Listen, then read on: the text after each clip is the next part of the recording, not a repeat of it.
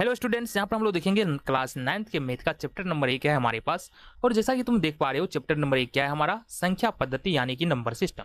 अब ये जो चैप्टर है ना, ये तुम्हारा 9th में भी है और 10th में भी है।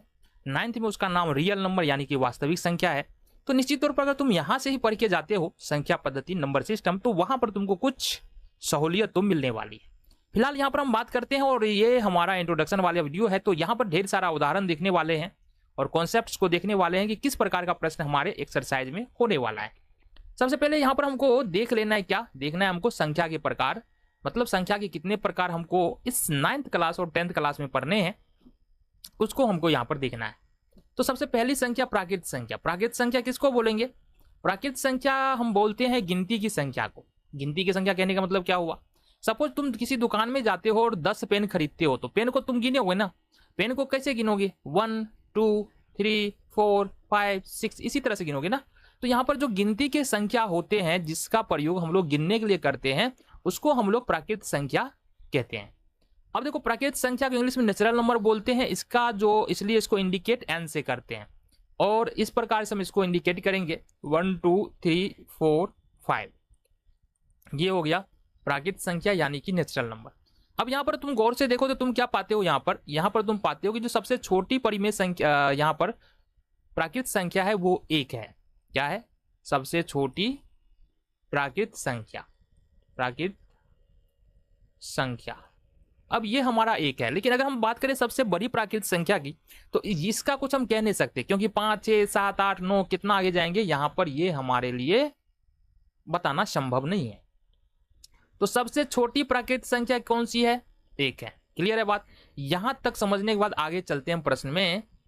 चलो जी, प्रश्न में बोल रहे हैं दूसरा जो नंबर है वो है पूर्ण संख्या। पूर्ण संख्या क्या होता है? तो अभी अभी हमने देखा है कि नेचुरल नंबर यानी कि प्राकृत संख्याओं का जो समूह होता है ये कुछ इस प्रकार से होता है। ये प्राकृत संख्या का समूह है। इसी समूह में अगर अपन 0 ऐड कर देते हैं, 0 जोड़ देते हैं, तो ये जो कलेक्शन बनता है, समूह बनता है, ये कहलाता है तुम्हारा पूर्ण संख्या यानी कि होल नंबर। बातें क्लियर है? चलो जी, होल नंबर क्या होता है? अगर हम पूर्ण संख्याओं के प्राकृत संख्याओं के समूह में अगर 0 ऐड कर दे, तो वो जो कलेक्शन बनता है वो बन जाता है पूर्ण संख्याओं का समूह। अब कुछ बात तुम्हारे दिमाग में आया होगा जिसको हम लोग यहाँ पर देखते हैं। तुम्हारे दिमाग में प्रश्न आया होगा कि नेचुरल नंबर 1 2 3 4 5 है और होल नंबर में भी 1 2 3 4 5 है, तो दोनों संख्याएं तो एक ही संख्या है। बिल्कुल एक ही है ना? दोनों संख्याएं, हम कहाँ बोल रहे हैं कि अलग अलग संख्या है। हम भी तो यही बोल रहे हैं कि सभी प्राकृत संख्या क्या है? पूर्ण संख्या है। हम भी तो यही बोल रहे हैं कि सभी प्राकृत संख्या पूर्ण संख्या है। दूसरी बात है 0 एक पूर्ण संख्या है। 0 एक पूर्ण संख्या है जो प्राकृत नहीं है, जो प्राकृत संख्या नहीं है। बस इतनी सी बात तुमको याद रखनी है। संख्या नहीं है, नहीं है, नहीं है। अच्छा, अब तुम्हारे मन में एक और प्रश्न आया कि अब बताओ, कोई आदमी तुमसे पूछता है कि 5 कौन सी संख्या है, क्या बताओगे? अभी जो 2 संख्या पढ़ी है ना, प्राकृत संख्या और पूर्ण संख्या, उसमें से अगर तुमसे पूछा जाए 5 कौन सी संख्या है, तो बाबू ये प्राकृत संख्या भी हो जाएगा और ये पूर्ण संख्या भी हो जाएगा। क्या हो जाएगा? पूर्ण संख्या। लेकिन हम तुमसे पूछे हम कि 0 कौन सी संख्या है, तो 0 केवल प्राकृत संख्या, पूर्ण संख्या है अभी के लिए। हालांकि आगे जाएंगे तो और भी नंबर्स के प्रकार आएंगे, वहां पर जो है केस चेंज होने वाला है, बट अभी के लिए देखेंगे ना प्राकृत संख्या और पूर्ण संख्या में, तो 0 केवल पूर्ण संख्या है।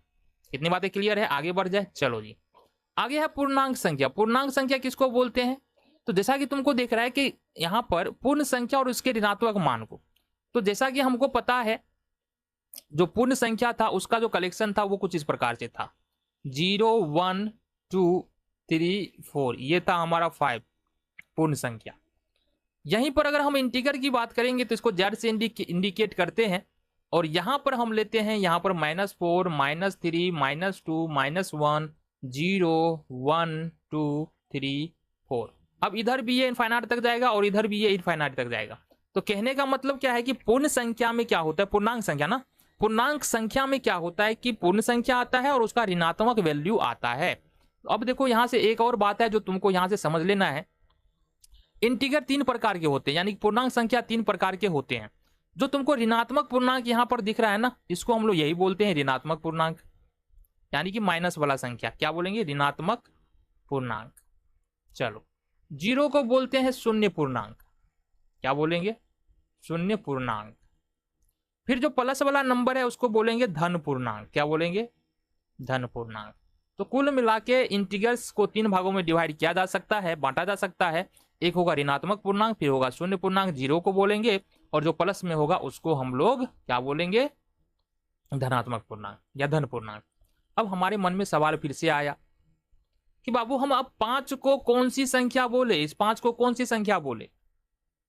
तो अभी आ जाओ हम इसको समझते हैं, इधर इसको हम समझते हैं, थोड़ा इसको ऊपर कर लेते हैं, देन हम आगे बात करते हैं। हम बोल रहे हैं कि 5 को कौन सी संख्या बोले। तो अगर तुम नेचुरल नंबर देखते हो तो इसमें क्या आता है तुम्हारा, 1 2 3 4 5 इसमें आ जाता है। अगर तुम होल नंबर देखते हो तो इसमें भी आता है 0 1 2 3 4 5 इसमें भी आता है। अगर तुम यहां पर इंटीग्रल्स देखते हो तो यहां क्या आता है, -3 -2 -1 0 1 2 3। तो कहने का मतलब है 5 नेचुरल नंबर में भी है, देखना जरा, 5 होल नंबर में भी है, और इसके आगे अगर बढ़ेंगे तो 5 हमारा इंटीग्रल्स में भी आने वाला है। कहने का मतलब 5 जो है प्राकृत संख्या भी है, 5 जो है पूर्ण संख्या भी है, और 5 जो है वो पूर्णांक संख्या भी है। ये बात समझो, यहां से तीनों संख्या है ये। बट अगर हम तुमसे बोले बाबू -5 कौन सी संख्या है, तो माइनस वाला नंबर नेचुरल नंबर और होल नंबर में नहीं आता है। जो माइनस वाला नंबर है, नेगेटिव नंबर है, ना ही प्राकृत संख्या में आता है ना ही पूर्ण संख्या में आता है, ये केवल और केवल इंटीग्रल्स में आता है। तो ये 5 जो है क्या हो जाएगा, केवल पूर्णांक संख्या। यहां तक बातें क्लियर है, यहां तक बातें क्लियर है। चलो, अच्छा, यहां से एक और बात हमको समझ में आता है, कौन सी बात, सभी प्राकृत संख्या, सभी प्राकृत और पूर्ण संख्या, पूर्ण संख्या पूर्णांक संख्या है, बस इतना याद रखना। जितने के जितने प्राकृतिक संख्या है, जितने पूर्ण संख्या है, वे सब के सब है ना, सभी प्राकृतिक पूर्ण संख्या पूर्णांक संख्या है। क्लियर है बात, आगे बढ़ते हैं। आगे हमारे पास है परिमेय संख्या क्या होता है। देखो, परिमेय संख्या का डिफिनीशन क्या कहता है, ऐसी संख्या जिसे भिन्न के रूप में लिखा जा सकता है ना। भिन्न कैसे लिखते हैं हम लोग, जैसे कि ये हुआ P/Q, P/Q के रूप में। तो यह एक फ्रैक्शन बन रहा है, यानी कि भिन्न बन रहा है, जिसमें इसको हम लोग अंश बोलते हैं और इसको हम लोग हर बोलते हैं। तो मतलब ऐसा कोई भी नंबर जो अंश और हर के रूप में लिखा जा सकता है, यानी भिन्न के रूप में लिखा जा सकता है।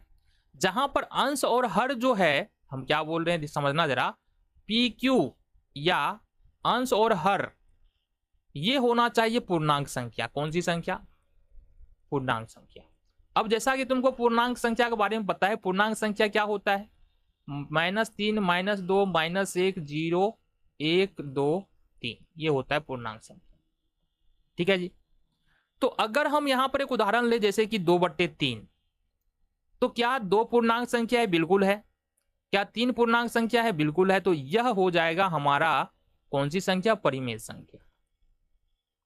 कौन सी संख्या हो जाएगा, परिमेय संख्या। ठीक है। एक दूसरा उदाहरण हम पकड़े, यहां पर -3/5, तो क्या 3 पूर्णांक संख्या है माइनस में, बिल्कुल है। क्या 5 पूर्णांक संख्या, बिल्कुल है। 5 इधर जाएंगे आगे तो 5 आएगा, तो मतलब ये भी हमारा परिमेय संख्या हो जाएगा। अगर हम बात करते हैं क्या 4 परिमेय संख्या है, तो बोलोगे नहीं, ये परिमेय संख्या नहीं है, क्योंकि इसके हर में तो कुछ है ही नहीं। समझो, जिसके हर में कुछ नहीं होता है ना, उसके हर में एक तो होता है, और एक भी पूर्णांक है, 4 भी पूर्णांक है, मतलब ये P/Q के फॉर्म में तो है। तो ये जो संख्या है ना 4 या 4/1, 4/1 को हम बराबर में लिखेंगे तो 4 ही तो आएगा। तो 4/1 जो संख्या है ना, ये कौन सी संख्या है, ये है हमारा अभी तो बताए, परिमेय संख्या। कौन सी संख्या है, परिमेय संख्या। क्लियर है। परिभाषा की बात करें तो परिमेय संख्या किसको बोलते हैं, वैसी संख्या जिसे P/Q के रूप में लिखा जा सकता है, जहां P और Q पूर्णांक है और Q 0 नहीं होना चाहिए। अब इसका मतलब समझो, और कुछ और बातें हैं उसके बारे में भी बात करना है। अगर हम लिखते हैं 3/0, 5/0 या -7/0, तो ये परिमेय संख्या नहीं होगा, ये परिमेय संख्या नहीं होगा। इतना बात हमेशा ध्यान रखना, परिमेय संख्या नहीं होगा। बट्टे में हर नहीं आना चाहिए, बट्टे में हर जैसे ही आ जाएगा ना तो वो परिमेय संख्या होगा ही नहीं, बस इतनी बात को तुमको ख्याल रखना है। चलो इतनी बातें क्लियर है। अब आ जाओ कुछ बातें हम समझ ले। देखो नेचुरल नंबर जो था ना हमारा, जो नेचुरल नंबर था उसको हमने लिखा था 1 2 3 4 5, इस प्रकार से लिखा था। फिर हमने लिखा होल नंबर को, तो होल नंबर को हमने बताया कि 0 1 2 3 4 5, इस प्रकार से लिखा था। फिर हमने बताया कि इंटीगर्स, तो इंटीगर्स को हमने लिखा था -3 -2 -1 0 1 2 3, इस प्रकार से। अब समझो यहां से एक बात, एक को तो अपन ऐसे भी लिख सकते हैं 1/1, 2 को 2/1 भी लिख सकते हैं, 3 को 3/1 लिख सकते हैं, 4 को 4/1 लिख सकते हैं, 5 को 5/1 लिख सकते हैं, 0 को 0/1 लिख सकते हैं, 1 को 1/1 लिख सकते हैं, 2 को 2/1 लिख सकते हैं, 3 को 3/1 लिख सकते हैं, 4 को 4/1 लिख सकते हैं, 5 को 5/1 लिख सकते हैं। इसी तरह से -3/1 -2/1 -1/1 0/1 1/1 2/1 और 3/1। अब समझो यहां पर हमने पहले भी बताया जितने भी प्राकृत संख्या है, जितने भी पूर्ण संख्या है, वो पूर्णांक संख्या है, पहले हमने बताया है। चलो इसका मतलब ऊपर जितना है ना सब का सब क्या है, पूर्णांक संख्या है, और नीचे जो हमने एक रखा है वो भी कौन सी संख्या है, पूर्णांक संख्या, एक है ना, एक पूर्णांक संख्या में आता है। इसका मतलब ये P/Q के रूप में ये भी आ जाता है, P/Q के रूप में ये भी आ जाता है, और P/Q के रूप में ये भी आ जाता है। कहने का मतलब क्या है कि जितने भी प्राकृत संख्या, पूर्ण संख्या और पूर्णांक संख्या है, सब परिमेय संख्या है, यानी कि सभी प्राकृत, पूर्ण और पूर्णांक संख्या परिमेय संख्या है, परिमेय संख्या है। बस इतना तुमको ध्यान रखना है। देखो ये सारा प्रश्न कहीं ना कहीं से तुम्हारे एग्जाम देने जाओगे, हो सकता है ऑब्जेक्टिव में आए या सब्जेक्टिव में आ जाए या फिर डायरेक्ट एक्सरसाइज में हो, यहां से प्रश्न बनता है, इसलिए बताना जरूरी है। और पूरा डिटेल में हम बता रहे हैं, जो प्रॉपर्टीज है वो भी हम बताते चल रहे हैं। आगे देखना हमको अपरिमेय संख्या किसको बोलते हैं। तो देखो बाबू हमने देखा है अभी अभी वैसी संख्या जिसको P/Q के रूप में लिखा जा सकता है उसको परिमेय संख्या बोलते हैं। अपरिमेय संख्या वैसी संख्या होती है जिसे P/Q के रूप में नहीं लिखा जा सकता। इसको कहने का मतलब क्या है, देखो 2/3 लिखा हमने तो यह एक परिमेय संख्या है। क्यों परिमेय संख्या है, क्योंकि यहाँ पर कह रहा है कि P और Q पूर्णांक होना चाहिए, तो 2 भी पूर्णांक संख्या और 3 भी पूर्णांक संख्या है। बट अगर हम लिखे √3/5, तो √3 क्या एक पूर्णांक संख्या है, बोलोगे नहीं है, तो यह पूर्णांक संख्या नहीं है, इसलिए यह परिमेय संख्या नहीं है। ये P/Q के रूप में नहीं लिखा गया। हाँ अंश बट्टे हर के रूप में तो लिखा गया है, बट यहां पर जो P और Q का प्रॉपर्टी होना चाहिए कि P Q दोनों पूर्णांक होना चाहिए, तभी पूर्णांक ये परिमेय संख्या होगा, वो नहीं हो रहा है। तो यहां पर जो √3/5 ले लो या √3 ले लो, √7 ले लो, इसके अलावा अगर हम 0.01010100001 इस प्रकार से जो नंबर आएगा ना, ये भी अपरिमेय संख्या, ये भी अपरिमेय संख्या, ये भी अपरिमेय संख्या और ये भी अपरिमेय संख्या होगा। ठीक है, बेसिकली होता क्या है यहां पर ये समझो, अगर कोई पूर्ण वर्ग संख्या या पूर्ण घन संख्या है, तो अगर वो रूट के अंदर जाता है और रूट से बाहर आ जाता है तो वो परिमेय संख्या। जैसे कि अगर हम रूट के अंदर 4 डाले तो ये बाहर निकल के 2 हो जाता है, रूट के अंदर 9 डाले तो ये बाहर निकल के 3 हो जाता है, तो ये परिमेय संख्या है। ये कौन सी संख्या, परिमेय संख्या है। यहीं पर अगर यहाँ पर 3 डाले और यहाँ पर 27 डाल दे तो ये बाहर निकल के 3 हो जाता है, तो √27 भी क्या है, परिमेय संख्या है। बट यहाँ पर 3 डाले और यहाँ पर 9 डाल दे तो अब ये रूट के अंदर नहीं निकलेगा, रूट के बाहर नहीं निकलेगा, तो ये हो जाएगा हमारा अपरिमेय संख्या। और दूसरा फॉर्म तो तुम्हारा अपरिमेय संख्या ये वाला होता है। ठीक है, तो यहां से बातें क्लियर है, आगे चलते हैं। प्रश्न उठता है हमारे मन में कि वास्तविक संख्या क्या होता है।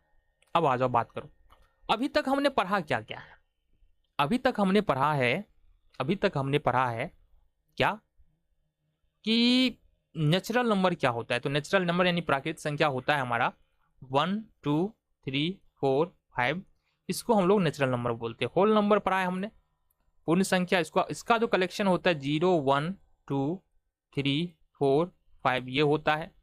देन अगर हम बात करें नेचुरल नंबर हो गया, होल नंबर हो गया, देन हम बात करें इंटीगर्स, तो इंटीगर्स का क्या पढ़ा है हमने, इंटीगर्स का पढ़ा है हमने -3, -2, -1, 0, 1, 2, 3, ये सारे के सारे क्या है, इंटीगर्स है।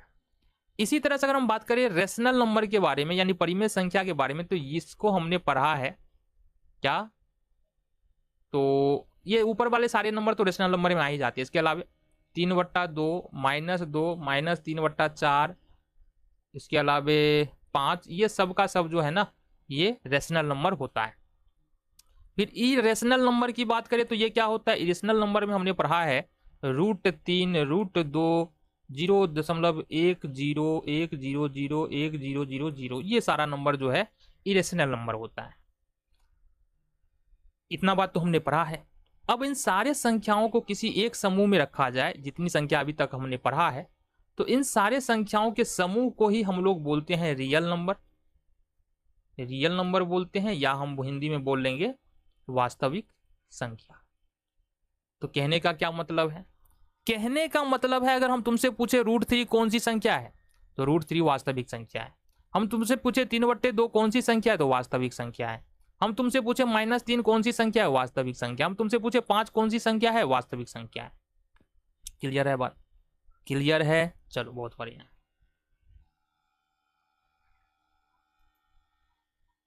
तो आगे हमको देखना है कि सम संख्या और विषम संख्या क्या होता है। इसको समझने के लिए आओ थोड़ा सा हम काम करें, देन हमको अच्छी तरह से समझ में आ जाएगा कि सम और विषम क्या होता है। 1 में भाग देना है हमको 2 से, 2 में भाग देना है हमको 2 से, ये थोड़ा सा अपन जगह छोड़ेंगे। चलो यहाँ पर 1 में भाग देना है हमको 2 से, 2 में भाग देना है हमको 2 से, 3 में भाग देना है हमको 2 से, फिर 4 में भाग देना है हमको 2 से। तो यहां से 0 बार में लगा लेते हैं, तो ये हो जाएगा 0 और ये होगा रिमाइंडर 1। 2 एकम 2, यहाँ पर शेष 0, 2 एकम 2 शेष 1, 2 दूनी 4 शेष 0। तो अगर किसी भी संख्या में अगर हम 2 से भाग देते हैं ना, तो 2 ही केस आने वाला है, या तो हमारा रिमाइंडर 1 आ जाए, या रिमाइंडर शेष कुछ ना कुछ आए, या फिर हमारा रिमाइंडर यानी शेष 0 आए। जब रिमाइंडर 0 आ जाता है तो इसको बोलते हैं कि दी गई संख्या 2 से पूर्ण रूप से विभाज्य है। जैसे 2 से 2 में भाग दे रहे हैं तो शेष 0 आ रहा है, मतलब 2 से 2 पूर्ण रूप से विभाज्य है। इसी तरह से अगर 4 में 2 से भाग दे रहे हैं तो 2 दूनी 4 शेष 0 आ रहा है, इसका मतलब 4 2 से पूर्णतः विभाज्य है। अगर शेष बच रहा है तो 2 से वो संख्या पूर्णतः विभाज्य नहीं है। जैसे 3 में 2 से भाग दे रहे हैं, शेष 1 बच रहा है, मतलब 3 2 से पूर्णतः विभाज्य नहीं है। तो अब सम और विषम क्या होता है, देखो सम संख्या ऐसी संख्याएं होती है, सम संख्याएं ऐसी संख्याएं होती है जो 2 से पूर्णतः विभाज्य होती है। जैसे कि यहाँ पर 2 हो गया, जैसे कि यहाँ पर 4 हो गया, इसमें 2 से पूरा पूरा भाग लग रहा है। विषम संख्याएं क्या होती है, तो विषम संख्या ऐसी संख्याएं होती है जिसमें 2 से पूरा पूरा भाग नहीं लगता है, जैसे कि 1 हो गया और 3 हो गया। अब अगर हम बोले कि सबसे छोटी सम संख्या कौन सी है, तो 2 है। सबसे छोटी सम संख्या कौन सी है, 2। और सबसे छोटी विषम संख्या, सबसे छोटी विषम संख्या ये कौन सी है, तो 1। यहां तक बात क्लियर है, चलो बहुत बढ़िया। तो देख लेते हैं इसका परिभाषा क्या कह रहा है। वैसी संख्या जो 2 से पूरा पूरा भाग लग जाए सम संख्या, वैसी संख्या जिसमें 2 से पूरा पूरा भाग ना लगे विषम संख्या। अब हमारे मन में एक प्रश्न आया कि सम संख्या और विषम संख्या अगर हमको पहचानने के लिए बोला जाए तो क्या हम भाग देके देखेंगे, बिल्कुल भाग नहीं देना है। देखिए कोई भी संख्या हो और कितना भी बड़ा संख्या हो, अगर हमको सम संख्या पहचानना है, सम संख्या की पहचान, तो क्या करेंगे। देखो बहुत सिंपल सी बात है, अगर संख्या के अंत में, संख्या के अंत में अगर 0 2 4 6 8 आता है तो वह सम संख्या है। क्या है, सम संख्या, मतलब उसमें 2 से पूर्णतः भाग लग जाएगा। जैसे कि हो गया हमारे पास 3 6 4 9 5 0, 1 2 9 8, 6 9 4 2, 3 0 6 4 5 6। तो यहां पर हम लास्ट में क्या देख रहे हैं, इसमें 0 आ रहा है मतलब 2 से पूर्णतः विभाज्य होगा। इसमें 8 आ रहा है, ये भी 2 से पूर्णतः विभाज्य होगा। इसमें 2 आ रहा है तो ये भी 2 से पूर्णतः विभाज्य होगा, और ये भी 6 आ रहा है तो 6 2 से पूर्णतः विभाज्य होगा। और इसका मतलब ये है ये सारी की सारी संख्याएं जो है सम संख्या है। अब विषम संख्या पहचानने का क्या नियम है? विषम संख्या की पहचान, देखो संख्या के अंत में, यहां पर संख्या के अंत में 1 3 5 7 9 अगर ये आ जाता है तो वो संख्या क्या हो जाएगा? विषम। क्या हो जाएगा? ये विषम संख्या हो जाएगा। उदाहरण के लिए देखते हैं 2 6 4 1 2 9 8 9 3 6 9 4 5 7, ये सारे के सारे जो नंबर्स है ये कौन सी संख्या है? विषम संख्या। तो यहां पर तुमको समझ में आ जाता है कि सम संख्या क्या होता है और विषम संख्या क्या होता है। फाइनली हमको देखना है यहाँ पर भाज्य संख्या और अभाज्य संख्या क्या होता है, और जरा हम बात कर लेते हैं। देखो यहां से भाग करेंगे ना, एक संख्या पकड़ते हैं 17, कौन सी? एक संख्या हमको यहां पर पकड़ना है 17 और दूसरी संख्या पकड़ना है हमको 20। क्या पकड़ना है? 20।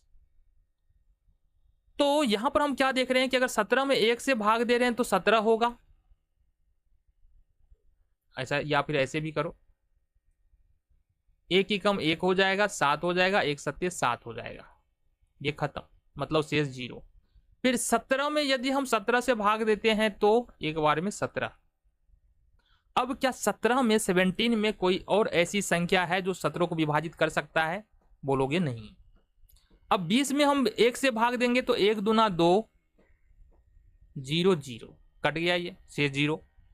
20 में फिर अगर हम यहां से 20 से भाग देंगे तो भी ये डिवाइड हो जाएगा। 20 में अगर 2 से भाग दे रहे हैं, 2 एकम 2, तो भी डिवाइड हो रहा है, शेष 0। 20 में अगर 4 से भाग दे रहे हैं, 4 पंचे 20, तो भी ये विभाज्य हो रहा है। और 5 से भी भाग देंगे तो भी विभाज्य होगा। कहने का मतलब क्या है, यहां पर दो प्रकार की संख्या, एक संख्या तो केवल 1 से विभाज्य हो रही है और अपने आप से पूर्णतः विभाज्य हो रही है। दूसरी संख्या ऐसी संख्या है जो 1 से भी विभाज्य है, अपने आप से भी विभाज्य है और दूसरी संख्याओं से भी विभाज्य है। तो ऐसी संख्या जो एक और अपने आप के अलावा कम से कम किसी एक और संख्या से विभाज्य होता है, उसको हम लोग भाज्य संख्या कहते हैं। जैसे कि 20, 1 से भी भाग लगेगा, इसमें 20 से भी लगेगा, 4 से भी लगेगा, 5 से भी लगेगा, 2 से भी लगेगा, 10 से भी लगेगा। वहीं पर बात करें 17, तो 17 में सिर्फ और सिर्फ एक और अपने आप, यानी 1 और 17 से भाग लग रहा है। तो वैसी संख्या जिसमें केवल 1 और अपने आप से भाग लगता है वो अविभाज्य संख्या बोलते हैं। उसको क्या बोलते हैं? अविभाज्य या अभाज्य संख्या। ठीक है जी, ये बातें क्लियर है। चलो जी, तो यहाँ पर हम लोग देख रहे हैं क्लास 9th के मैथ का चैप्टर नंबर 1, और जैसा कि तुमको दिख रहा है यहाँ पर चैप्टर नंबर 1 जो है हमारा है संख्या पद्धति। तो इससे पहले वाले वीडियो हमने बात किया है कि संख्या क्या होता है और संख्याओं के प्रकार क्या होता है। वो वीडियो जो है तुम्हारे लिए बहुत ज्यादा जरूरी है, तो उस वीडियो को जरूर देखना। और फिलहाल अगर तुमको संख्याओं के बारे में आइडिया है ना, तो आगे बढ़ते हैं और अब हम बात करते हैं हमारी एक्सरसाइज, यानी कि हमारे अध्याय में कौन कौन से प्रश्न आने वाले हैं उसके बारे में। तो सबसे पहला प्रश्न है हमारे सामने संख्या रेखा। संख्या रेखा क्या होता है और संख्या रेखा पर संख्याओं को हम लोग प्रदर्शित कैसे करते हैं। देखो संख्या रेखा कुछ नहीं होता है, बिल्कुल एक लाइन खींचेंगे हम लोग इस प्रकार से। ये एक लाइन खींचा हमने, लाइन के ठीक बीच में एक पॉइंट होगा जिसको हम लोग मूल बिंदु कहते हैं, और इसको हम लोग 0 से इंडिकेट करेंगे। ये 0 हो गया। अब 0 के यदि हम दाहिनी तरफ चलेंगे तो इक्वल डिस्टेंस पर 1 2 3 4 5 आगे चलते जाएंगे, 1 2 3 4 5। ये हो गया तुम्हारा। हमने कहा कि बाबू 0 के दाहिनी तरफ चलोगे तो ये नंबर जो भी होगा इसके इस तरफ ये पॉजिटिव होगा, प्लस में होगा, और 0 के बाईं तरफ चलोगे तो नंबर जो भी होगा ये नेगेटिव होगा, माइनस में होगा। तो ये -1 -2 -3 -4 -5। अब हम तुमसे बोले कि बाबू 4 कहां पर है संख्या रेखा पर, तो 4 पर रखेंगे एक बिंदु P, तो और लिखेंगे क्या? बिंदु P 4 को प्रदर्शित करता है, 4 को प्रदर्शित करता है। अगर हम तुमसे पूछे कि -2 कहां पर है, तो -2 पर एक फिर से बिंदु लिखेंगे, यहां पर लिख देंगे R। तो हम क्या लिखेंगे? बिंदु R -2 को प्रदर्शित करता है। ठीक है, प्रदर्शित करता है।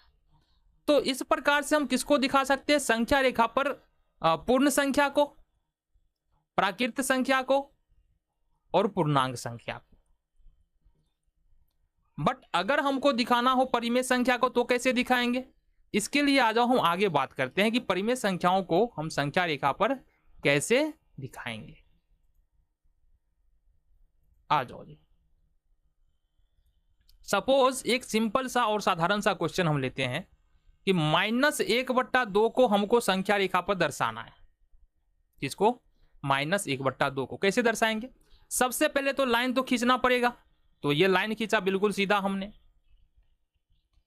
ये 0 है, ये 1 है, ये 2 है, ये भी 1 और ये भी 1, 2 नहीं।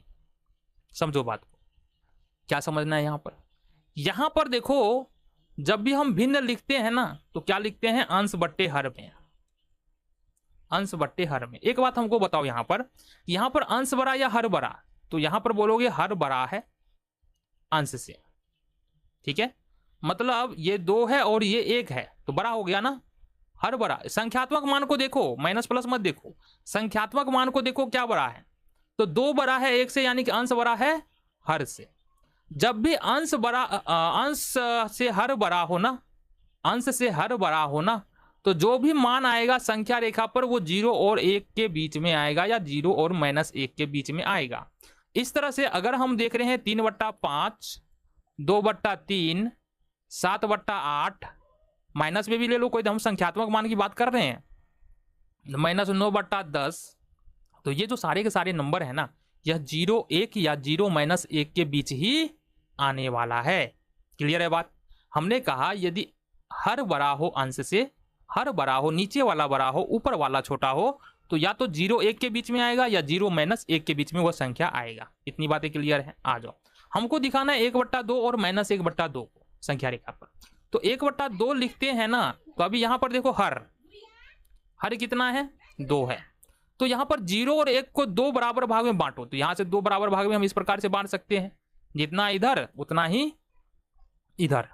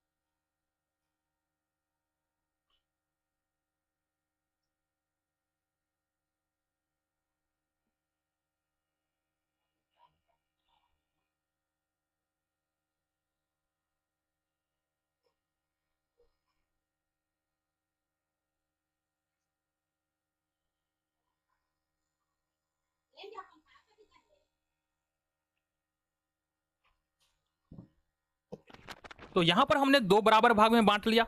अब 2 बराबर भाग में बांटने के बाद गिनो जरा, गिनना कहां से है, यहां से 1 2, ये पहला 1 हो गया, ये 2 हो गया। हर हमारा 1 है, हर हमारा कितना है, अंश हमारा 1 है। तो पहले नंबर पे जाएंगे, ये हो गया हमारा, ये जो पॉइंट दिख रहा है ये हो जाएगा हमारा 1/2। अब अगर हम माइनस में दिखाना चाह रहे हैं तो ठीक यही काम करेंगे बाईं तरफ, ये ठीक बिल्कुल हो जाएगा बीच, 1 हो गया 2 हो गया, ये पहला हो गया और ये दूसरा हो गया। अंश हमारा माइनस में 1 है, तो यहां पर माइनस ये वाला जो पॉइंट हो जाएगा -1/2 हो जाएगा। आगे बढ़ जाते हैं। चलो जी, एक और प्रश्न हमको बता दो यहां से, एक और प्रश्न हमको बता दो यहां से। कौन सा प्रश्न है, देखो जरा। प्रश्न है हमारे पास -3/5 और 3/5 को हमको संख्या रेखा पर दिखाना है। तो सबसे पहले क्या देखना है तुमको कि अंश बड़ा है या हर बड़ा है। नीचे वाला बड़ा है, यानी कि हर बड़ा है ना, हर बड़ा है तो सबसे पहला काम तो तुमको करना है बाबू, लाइन खींचना है। तो ये लो लाइन खींचा गया हमारा, ये 0 हो गया। हमने पहले ही कहा है यदि यदि यदि यदि हर बड़ा है अंश छोटा है तो वह 0 और 1 के बीच में आएगा। किधर आएगा? 0 1 और इधर 0 -1 इसके बीच में आएगा। अब यहां पर हमारा 3/5 को देखते हैं ना, 3/5 को देखते हैं, हर 5 है तो मतलब 0 1 और 0 -1 को 5 बराबर भाग में बांटेंगे। तो 0 1 को 5 बराबर भाग में बांटने के लिए क्या करना पड़ेगा? क्या करना पड़ेगा? ये इस प्रकार से तुमको 1 2 3 4 4 लाइन चाहिए। 1 2 3 4 5 5 बराबर भाग में ये बट गया। देखो अब लाइन को गिनेंगे कहां से? 1 2 3 4 5। ठीक यही काम इधर भी करना है हमको, क्योंकि माइनस में भी तो दिखाना है। तो 1 2 3 4 यहां से गिनेंगे 1 2 3 4 5। तो हमने 5 बराबर भाग में क्यों बांटा? क्योंकि हमारा हर 5 था। अंश कितना है? अंश 3 है। तो मतलब यहां से गिनो 1 2 3, ये जो पॉइंट तुमको मिल रहा है ये हो जाएगा 3/5। ठीक यहां से गिनना है, इधर से गिन के इधर नहीं आना है, 0 तरफ से ही गिनना है। 1 2 3 ये जो पॉइंट तुमको दिख रहा है ये हो जाएगा माइनस का 3/5। ठीक है, मान लो ये P है, ये Q है, तो P दर्शा रहा है -3/5 को और Q दर्शा रहा है 3/5 को। क्या हमारा काम खत्म हो गया बाबू? नहीं जी, नहीं जी, नहीं जी, अभी हमारा काम खत्म नहीं हुआ है। इस पर और भी प्रश्न आते हैं और जरा हम बात करें। आ जाओ, क्वेश्चन है हमारे पास 5/3 और -5/3 को संख्या रेखा पर दर्शाना है। अब यहां पर मामला उल्टा है। मामला उल्टा क्या है? इससे पहले जो प्रश्न किया ना हमने, वहां पर क्या था कि अंश छोटा था और हर बड़ा था। अब जो प्रश्न हमारे पास है यहां पर अंश बड़ा है और हर छोटा है, ये मामला है। तो इसके लिए क्या करना है? तो इसके लिए सबसे पहला काम तो तुमको ये करना है कि 5 में 2 भाग 3 से, तो 3 एकम 3, ये हो गया 2, और इसको पूर्णांक में लिखना है हमको। कैसे पूर्णांक में लिखते हैं? इस 1 से शुरू करते हैं। कैसे? देखो इस प्रकार से 5/3 को हम लिख सकते हैं, ये 1 पकड़ो, 1 यहां लिखना है, यहां पर ये बट्टा का चिन्ह, 2 ऊपर चला जाएगा और ये जो 3 है ये इसके नीचे आ जाएगा। एक और बता दे रहे तुमको, जैसे 7/2 को लिखे, 7/2 को, तो 7 में 2 से भाग देना है, 2 तिहाई 6 1, तो इसको लिखेंगे कैसे? इसको लिखेंगे 3 से शुरू करेंगे, ये वाला 1 ऊपर चला जाएगा और ये 2 नीचे है तो नीचे ही रहेगा। तो ये लिखना है सबसे पहले। अब ये लिखने के बाद तुमको यहां पर एक बात और समझना है। क्या समझना है? यहां पर आ रहा है एक पूर्णांक में कितना है? 1 है, तो मतलब ये जो पूरा का पूरा नंबर है ना 1/2/3, यह 1 और 2 के बीच में आएगा। यहां पर पूर्णांक कितना है? 3/1/2। कितना है? गौर से समझना, यहां पर 3/1/2। ये जो पूरा का पूरा नंबर है ये 3 और 4 के बीच में आएगा। यहां पर समझो, अगर ये 1/2/3 है तो 1 2 के बीच में आएगा, 3/1/2 है तो 3 4 के बीच में आएगा, 5/3/4 है तो ये 5 और 6 के बीच में आएगा। इतनी बातें क्लियर है? चलो जी, अब खींचते हैं हम लाइन, संख्या रेखा। ये खींचा हमने लाइन, नहीं हुआ, चलो जी, तो ये खींचा हमने लाइन खींचा हमने, ये हो गया 0, ये हो गया 1 और ये हो गया 2। इसी तरह से ये 1 ये 2, इधर चलेंगे दाहिनी तरफ प्लस होगा और बाईं तरफ चलेंगे तो ये हमारा माइनस में वैल्यूज होगा। अब यहां पर ये जो पूर्णांक है ना, इसका ये जो 1 दिख रहा है ना तुमको, 1 का काम सिर्फ ये बताना है कि यह किसके बीच में आ रहा है। तो ये 1 का मतलब है, पूर्णांक में 1 आ रहा है, इसका मतलब 1 और 2 के बीच में यह आ रहा है, इसका काम खत्म हो गया। अब हमारे पास बच रहा है 2/3। अब जो पहले पढ़ सीखे हैं ना वही काम करेंगे। 2/3 है ना, तो हर में यहां पर 3 है। कितना है? हर में 3 है, तो 1 और 2 को 3 बराबर भाग में बांटेंगे। तो इसके लिए 2 लाइन खींच देंगे तो 3 बराबर भाग में बट जाएगा। अब देखो 1 2 3 लाइन तुमको नजर आ रहा है, तो यहां पर ऊपर में यानी कि अंश में 2 है तो दूसरे नंबर पे चलेंगे, 1 2, ये हो गया तुम्हारा 1/2/3। क्लियर है? सेम काम करेंगे, बाईं तरफ 1 और 2 के बीच में आएंगे, इसको 3 बराबर भाग में बांटेंगे। यहां से गिनती शुरू करते हैं, 1 2 3 यहां पर है, हर में 2 है तो यहाँ पर 1 और 2 दूसरे नंबर पे आएंगे, यहाँ पर ये हो जाएगा हमारा माइनस में 1/2/3।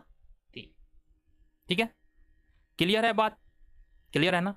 एक प्रश्न और देख लेते हैं हम यहाँ पर, जो हमारा यहाँ पर था 7/2, इसी प्रश्न को देख लेते हैं। आओ जरा देखिए, तो प्रश्न है हमारे पास 7/2 को संख्या 7/2 और -7/2 को संख्या रेखा पर दर्शाना। तो सबसे पहला काम हमने क्या बताया, सबसे पहला काम 7/2 को पूर्णांक के रूप में लिखना है, तो 3.1/2 होगा। ठीक है, पहला काम तो ये करना है। अब बनाना है नंबर लाइन, तो नंबर लाइन इस प्रकार से तुमको खींच लेना है। ये हो गया 0 1 2 3 4, इसी तरह से 1 2 3 4। 0 के दाहिनी तरफ चलेंगे तो प्लस में आएगा 1 2 3 4, और 0 के बाईं तरफ चलेंगे माइनस में आएगा -1 -2 -3 और -4। ठीक है जी। अब यहां पर पूर्णांक में 3 है, मतलब ये जो संख्या है ये किसके बीच में आएगा, 3 और 4 के बीच में। कहां पर आएगा, 3 और 4 के बीच में। चलो जी, 3 और 4 के बीच में आएगा, मतलब यहां पर आएगा और दूसरा यहां पर आएगा। ठीक है, अब यहां पर एक बात देखना कि हर में 2 है, मतलब 3 और 4 को 2 बराबर भाग में बांटना है, और माइनस में दिखाना है तो माइनस वाले -3 और -4 को भी 2 बराबर भाग में बांटना है। तो यहां से गिनेंगे, ये पहला और ये दूसरा पॉइंट, ये पहला और ये दूसरा पॉइंट, अंश में 1 है, इसका मतलब ये पहले नंबर पे जाएंगे, और ये जो पॉइंट तुमको मिल रहा है, सपोज ये P है, P जो मिल रहा है यही दिखाएगा 3.1/2 को, और सपोज ये Q है और ये Q पॉइंट ही दिखाएगा -3.1/2 को। तो आई होप तुमको संख्या रेखा से संबंधित अब अगर प्रश्न आता है तो तुम कर पाओगे, और अच्छी तरह से तुमको समझ में आया होगा, और समझ में आया होगा तो नीचे कमेंट जरूर करना कि समझ में आ गया है। चलो, तो अब हमको यहाँ पर देखना है कि यदि 2 परिमेय संख्याओं के बीच में एक परिमेय संख्या निकालना है तो किस प्रकार से हम लोग निकाल सकते हैं। आओ जरा इसके बारे में हम बात करें। बिल्कुल आसान से प्रश्न होने वाले हैं, और बिल्कुल आसानी के साथ तुम समझ पाओगे कैसे इन प्रश्नों को करते हैं।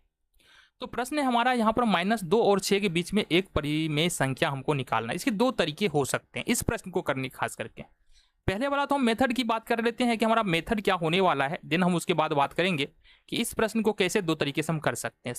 सबसे पहले यहाँ पर हम देखेंगे, गौर से देखना, कि यदि हमारे पास यहाँ पर मान लेते हैं, माना कि x और y 2 परिमेय संख्या है। क्या है, 2 परिमेय संख्या है। ठीक है, दूसरी बात है यहाँ पर x is less than y है, यानी x छोटा है y बड़ा है, तो x और y के बीच, x और y के बीच एक परिमेय संख्या, एक परिमेय संख्या ये हमको निकालना है। तो इसके लिए तरीका बहुत आसान है, हम सिंपली इसका औसत निकाल देते हैं, ½ × x + y। ठीक है जी। अब यहां पर हमारे पास x के जगह पर अगर हम मान लो 2 को मानते हैं और y के जगह पर 6 को मानते हैं, तो हम एक परिमेय चाहिए संख्या चाहिए हमको यहां से, तो -2 और +6 हो जाएगा।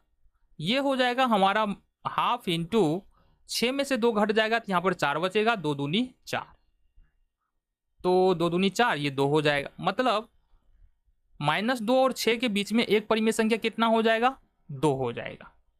अब समझो एक बात यहाँ पर समझो, दूसरा तरीका क्या हमारे पास, दूसरा तरीका यहाँ पर हम लिख सकते हैं। देखो यहाँ से हम जानते हैं कि -2 से बड़ा है -1, और इससे बड़ा है ये 0, इससे बड़ा है 1, इससे बड़ा है 2, इससे बड़ा है 3, इससे बड़ा है 4, इससे बड़ा है 5, इससे बड़ा है 6।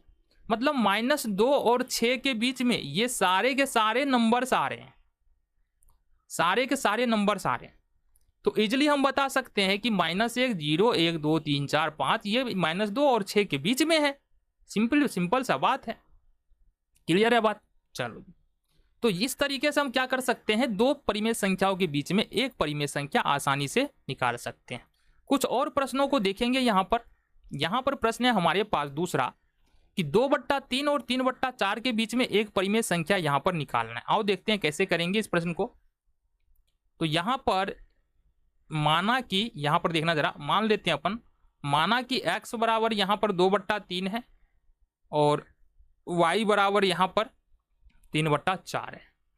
तब x और y के बीच, x और y के बीच एक परिमेय संख्या, एक परिमेय संख्या, ये क्या हो जाएगा हमारा, ये हो जाएगा हमारा half into x plus Y.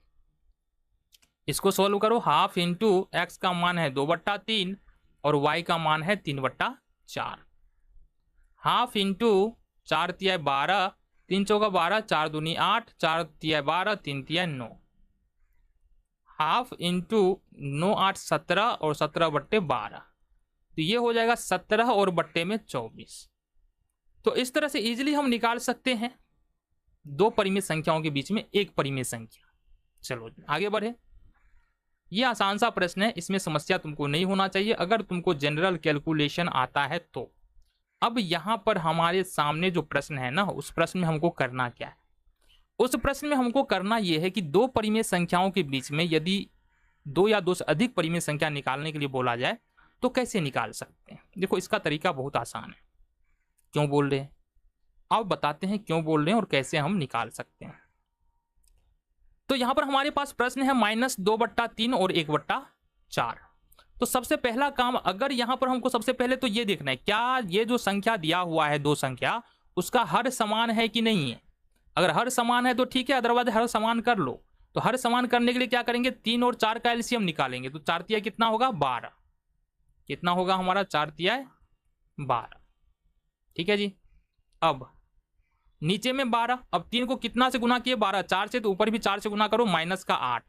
इसी तरह से 4 को 3 से गुना किए तो 12, और ऊपर में भी आ जाएगा, यहां पर ऊपर में भी आ जाएगा 3, क्योंकि 3 से नीचे गुना किए तो 3 से ऊपर भी गुना करेंगे। इसको बोलते हैं इक्विवेलेंट रेशनल नंबर, या बोलते हैं समतुल्य परिमेय संख्या। क्लियर है बात।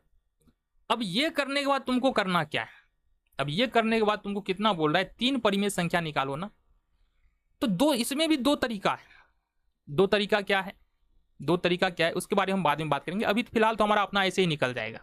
देखो हर बराबर है ना, हर बराबर है, और साथ ही साथ हमको पता क्या है, -8 से बड़ा है -7, इससे बड़ा है -6, फिर -5, -4, -3, -2, -1, 0, 1, 2 और 3। मतलब -8 और 3 के बीच में इतनी सारी परिमेय संख्या आ रहा है।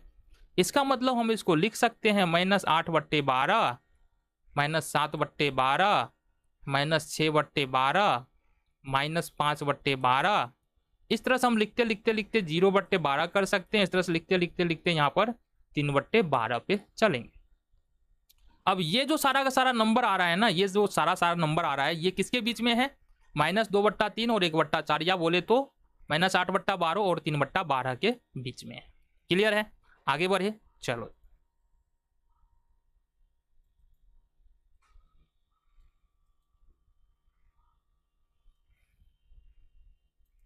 अगला प्रश्न है हमारे सामने, -3/11 और 8/11 के बीच में 10 परिमेय संख्या लिखना है। बिल्कुल आसान है।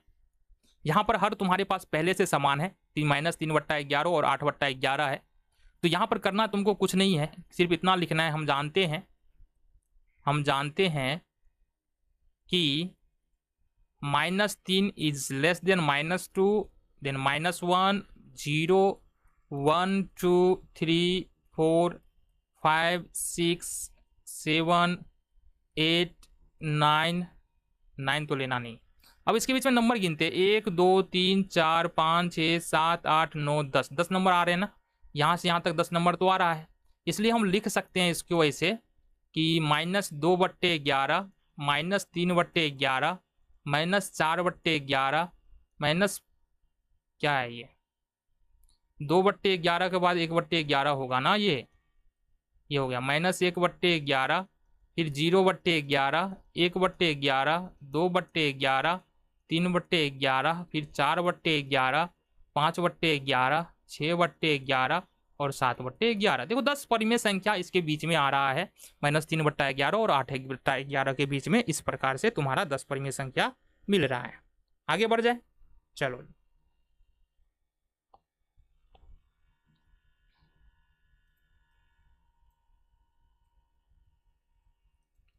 अब जो प्रश्न हमारे सामने है, -3/13 और 9/13 के बीच में 100 परिमेय संख्या लिखना है। तो यहां पर देखो एक बात समझना, अगर हम ऐसे लिखना चाहे तो -3, गौर से देखना यहाँ पर, तो ऐसे लिखना चाहे -3, फिर यहाँ से -2, फिर यहाँ से -1, ये क्या हो रहा है ना, -1, -0, फिर 1, 2, 3, 4, 5, 6, 7, 8 और ये 9। अगर ऐसे हम परिमेय संख्या लिखने के लिए जाएंगे तो यहाँ पर 1, 2, 3, 4, 5, 6, 7, 8, 9, 10, 11, केवल 11 परिमेय संख्या हमको मिल सकता है। बट हमको लिखने कितने हैं, 100 परिमेय संख्या है। तो इसके लिए सिंपली तुमको करना क्या है, यहाँ -3/13 को क्या करेंगे, यहाँ पर गुना कर देंगे 10/10 से, तो ये होगा -30/130। ठीक है जी। इसी तरह से 9/13 है हमारे पास, इसको भी 10 से गुना कर देंगे, तो ये हो जाएगा हमारे पास 90/130। अब यहां पर हम गौर से देखेंगे तो क्या आएगा हमारे पास, ये 30/130 है। तो अब लिखेंगे -30, -29, -28, इस तरह से करते करते जाएंगे तो ये आएगा -1, फिर 0 आएगा, फिर 1 आएगा, फिर 2 आएगा, और इस तरह से करते करते यहाँ पर 28,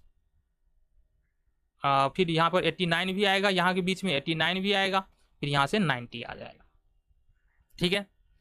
अब इसको अपन लिख सकते हैं ना इस प्रकार से, कैसे, -29/30, फिर आ जाएगा हमारा -28/30। इस प्रकार से हम लिखते लिखते जा सकते हैं 1/30, फिर यहाँ से 2/130, फिर यहाँ जाएंगे 89/130। इस प्रकार से 100 परिमेय संख्याएं तुम इन दोनों के बीच में तुम क्या कर सकते हो, खोज सकते हो। तो यहाँ पर अब हमारे पास क्लास 9th के मैथमेटिक्स का चैप्टर नंबर 1 यानी कि एक्सरसाइज 1.1 का कुछ उदाहरण है, जिसको हम लोग देख लेते हैं और देन हम चलेंगे एक्सरसाइज में हम कैसे प्रश्नों को कर सकते हैं। तो पहले नंबर का प्रश्न है, यहाँ पर पहले नंबर का प्रश्न कह रहा है कि नीचे दिए गए कथन सत्य है या असत्य, अगर सत्य है तो कारण दो और असत्य है तो भी कारण दो। तो सत्य और असत्य बताना है, साथ ही साथ उसका कारण भी देना है। प्रश्न हमारे सामने, प्रत्येक पूर्ण संख्या एक प्राकृत संख्या होती है, इसको हम लोग को सत्य है या असत्य है यह बताना है। तो अगर हम देखें यहाँ पर इसका सॉल्यूशन, तो जैसा कि हमको पता है कि पूर्ण संख्या यानी कि होल नंबर को W से सूचित करते हैं, और इसका जो कलेक्शन होता है कुछ इस प्रकार का होता है, 1 2 3 4, इस प्रकार से होता हुआ चला जाएगा।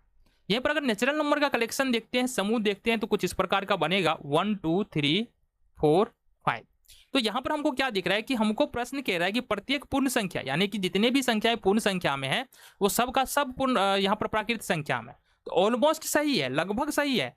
बट यहाँ पर केवल 0 एक ऐसा पूर्ण संख्या है जो प्राकृत संख्या में नहीं है, लेकिन लगभग सही होने से तो काम चलेगा नहीं, तो इसलिए हमारे ये असत्य हो जाएगा, असत्य हो जाएगा। और असत्य क्यों होगा, क्योंकि 0 एक पूर्ण संख्या है, पूर्ण संख्या है लेकिन प्राकृत संख्या नहीं है, लेकिन प्राकृत संख्या नहीं। चलो ये हो गया तुम्हारा। आगे बढ़ जाते हैं, अगले प्रश्न की ओर बढ़े। दूसरे नंबर का प्रश्न कह रहा है कि 1 और 2 के बीच में 5 परिमेय संख्याएं निकालनी है। तो यहां पर 1 और 2 के बीच में 5 परिमेय संख्याएं निकालनी है, हम बिल्कुल आसान उपाय बता रहे हैं कैसे करेंगे। तो यहां पर हमको करना क्या है, 5 परिमेय संख्याएं चाहिए, मतलब 5 में 1 जोड़ लो, कितना आ गया 6। ये 1 को यहां लिखते हैं हम इसके अंश और हर में, है ना, 6 से गुना कर दो। ठीक इसी तरह से 2 को यहां लिखते हैं और इसके भी अंश और हर में 6 से गुना कर दो, तो ये हो जाएगा 6/6 और ये हो जाएगा 12/6, है ना। अब ये जो 6/6 है ये 1 का इक्विवेलेंट नंबर है, यानी 1 का समतुल्य परिमेय संख्या, और जो 12/6 है ये 2 का समतुल्य परिमेय संख्या है। तो संख्याएं वही है, बदला कुछ नहीं है। अब अगर हमको 5 परिमेय संख्या लिखना है तो कैसे लिख सकते हैं, 6/6 तो होगा नहीं, दूसरा 7/6, 8/6, 9/6, 10/6, 11/6 और 12/6। तो कहने का मतलब है 6/6 यानी कि 1 और 12/6 यानी कि 2। इसके बीच में जो 5 परिमेय संख्या है इसके बीच में तुमको स्पष्ट यहाँ पर दिखाई दे रहा है। इस प्रकार से तुम इजिली सॉल्व कर सकते हो। तो यहाँ पर अब हमारे पास क्लास 9th के मैथ का एक्सरसाइज 1.1 का हमारा पहला प्रश्न है। और पहला प्रश्न क्या कह रहा है, आओ जरा हम बात करते हैं। पहला प्रश्न कह रहा है क्या शून्य एक परिमेय संख्या है, क्या इसे p/q के रूप में लिख सकते हैं। बिल्कुल, देखो यहां से परिमेय संख्या क्या होता है एक बार यहां से समझो जरा। पहले परिमेय संख्या ऐसी कोई भी संख्या जिसे p/q के रूप में लिखा जा सकता है, जहां पर pq पूर्णांक होना चाहिए। तो सबसे पहले तो पूर्णांक को देख लेते हैं ना, क्या होता है। पूर्णांक होता है माइनस वाला जितना भी नंबर है और प्लस वाला जितना भी नंबर है सब पूर्णांक है। तो ये क्या है, पूर्णांक है। अब साथ ही साथ परिमेय संख्या क्या होता है कि p/q के फॉर्म में होता है। p और q दोनों पूर्णांक होगा, q का मान 0 नहीं होना चाहिए। मतलब जैसे कि हम देख रहे हैं 2/3। अब 2/3 एक परिमेय संख्या है। क्यों परिमेय संख्या है, क्योंकि देखो 2 भी पूर्णांक है और यहाँ पर 3 भी पूर्णांक है। इसी तरह से -3 अगर हम 1 भी लिख दे तो -3 भी पूर्णांक है, 1 भी पूर्णांक है, तो ये भी परिमेय संख्या है। ठीक है। अगर हम लिखते हैं 0/1 या 0/2 या 0/3 या 0/-5, 0/-6, तो ये भी परिमेय संख्या होगा। क्यों, क्योंकि परिमेय संख्या का डिफिनेशन क्या बताता है कि pq पूर्णांक होना चाहिए, मतलब अंश और दोनों पूर्णांक होना चाहिए, और q 0 नहीं होना चाहिए। तो q 0 थोड़ी हम कर रहे हैं, q तो 1 2 3 है। और इसको अगर सॉल्व करेंगे तो सबके बराबर में कितना आएगा, 0 आ जाएगा। 0 में अगर किसी भी संख्या से भाग देंगे तो 0 हो जाएगा। तो यहां पर हमारा प्रश्न था क्या शून्य एक परिमेय संख्या, बिल्कुल है ना।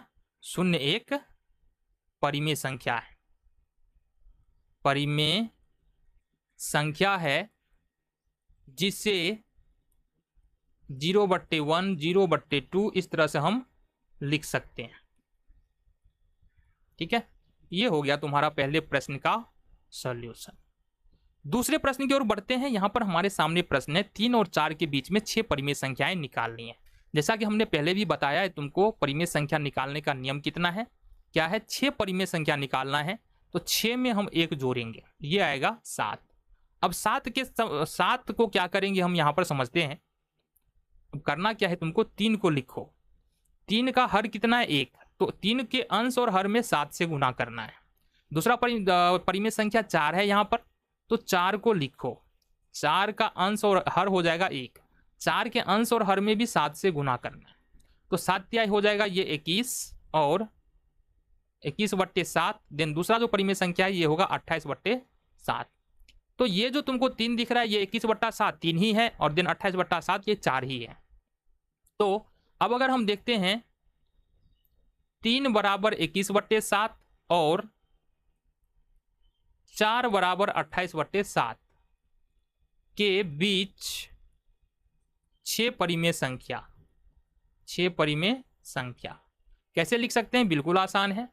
21/7, 22/7, 23/7, 24/7, 25/7, 26/7, देन 27/7 और 28/7।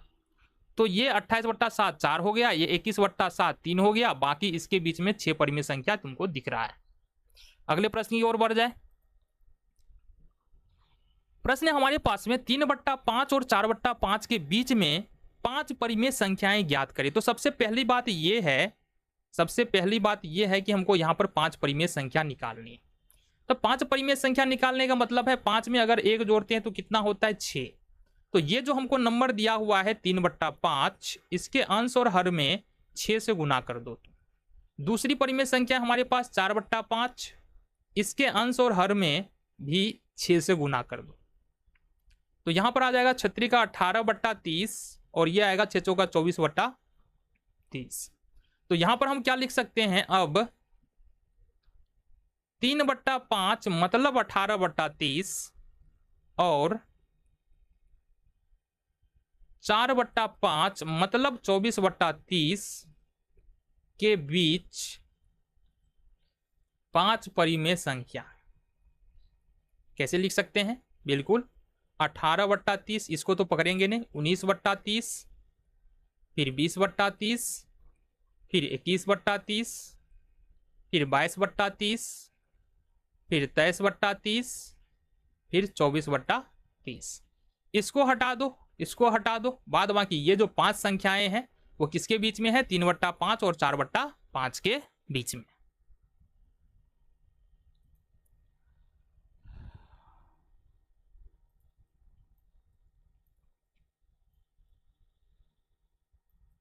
तो चौथे नंबर का प्रश्न है, यहां पर आओ जरा हम बात करते हैं चौथे नंबर का प्रश्न क्या कह रहा है। प्रश्न है हमारे सामने, नीचे दिए गए कथन सत्य है या असत्य है, कारण के साथ अपने उत्तर दीजिए। तो इस तरह का प्रश्न हमने उदाहरण में भी किया है, और जरा देखते हैं प्रश्न क्या है और कैसे इसको करना है। प्रश्न कह रहे हैं प्रत्येक प्राकृतिक संख्या एक पूर्ण संख्या है। तो जैसा कि हमको पता है प्राकृतिक संख्याओं का जो समूह होता है ये होता है 1 2 3 4 5, ये है। और पूर्ण संख्याओं का जो समूह होता है ये होता है 0 1 2 3 4 5। तो यहां पर हम स्पष्ट देख पा रहे हैं कि जितने भी प्राकृतिक संख्या है ना वो सारा का सारा पूर्ण संख्या में नजर आ रहा है। अतः हम क्या लिख सकते हैं? ये कथन सत्य है। ठीक है।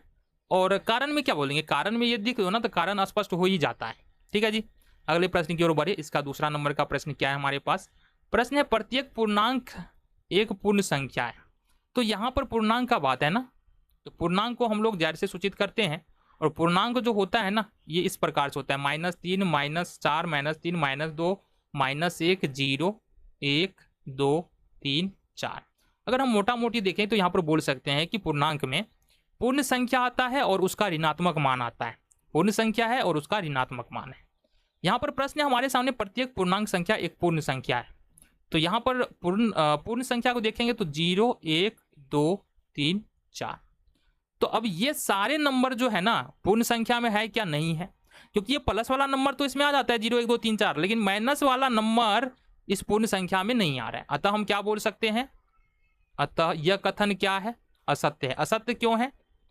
क्योंकि -1 -2 -3 -4 ये पूर्णांक तो है, पूर्णांक है लेकिन पूर्ण संख्या नहीं है, लेकिन पूर्ण संख्या नहीं है। चलो ये हो गया तुम्हारा। तीसरे नंबर की प्रश्न की ओर बढ़ेंगे। क्या दिया हुआ है आओ जरा बात करें।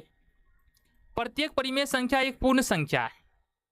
अब देखो जो परिमेय संख्या होता है ना, परिमेय संख्या वो तुम्हारा अगर हम देखें रेशनल नंबर क्यों सूचित करते हैं।